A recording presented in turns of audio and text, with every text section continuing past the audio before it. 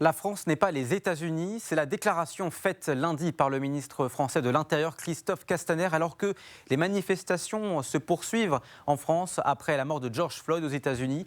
Mais peut-on réellement comparer la situation entre les deux pays? Pour en parler, mon invité, Jacques Demaillard, professeur de sciences politiques à l'université de Versailles-Saint-Quentin près de Paris. Bonjour. Alors, première différence notable, le taux de circulation des armes aux États-Unis n'est pas le même.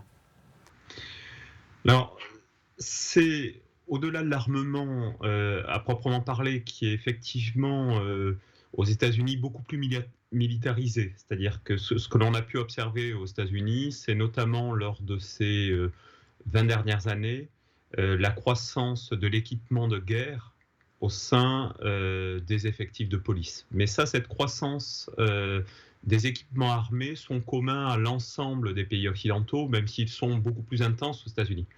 Ce qui fait la différence majeure aux États-Unis, c'est au-delà de l'armement lui-même, l'usage des armes. C'est-à-dire que les États-Unis, c'est un pays où vous avez 300 millions d'armes en circulation, c'est un pays où vous avez en gros 5 fois à 6 fois plus d'homicides que dans tous les pays occidentaux. C'est un pays où vous avez également plus de policiers tués chaque année que dans les pays occidentaux.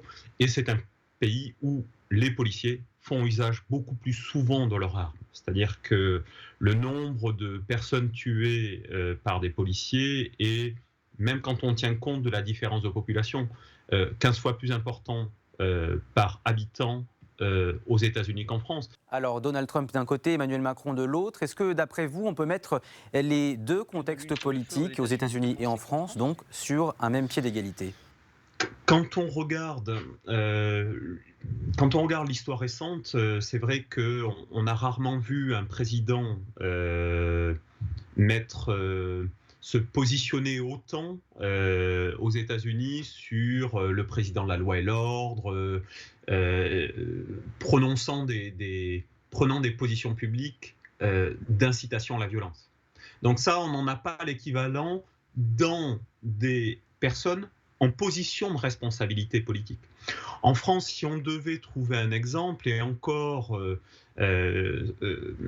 l'exemple serait un peu excessif, ce serait la stratégie qu'a pu jouer Nicolas Sarkozy sur la période 2007-2010, où il a pu jouer ce registre de la loi et l'ordre et de la population majoritaire, mais jamais dans les mêmes termes que Donald Trump, où chez Donald Trump, très clairement, il y a une stratégie qui consiste, mais ça tient aussi à la catégorisation de la vie politique américaine. Donald Trump, il y a une stratégie qui consiste à aller chercher l'électorat blanc, qui reste majoritaire aux États-Unis, sur sa plateforme de soutien à la police, et soutient la police contre les minorités. Donc ce jeu-là, on ne l'a pas aussi explicitement en France, et surtout pas joué par les acteurs centraux. Les acteurs centraux du débat politique, ils diront les violences policières, ça n'existe pas, à droite. Ils peuvent le dire, mais ils ne le formuleront pas dans les mêmes termes aussi radicaux, voire racialisés, que Donald Trump.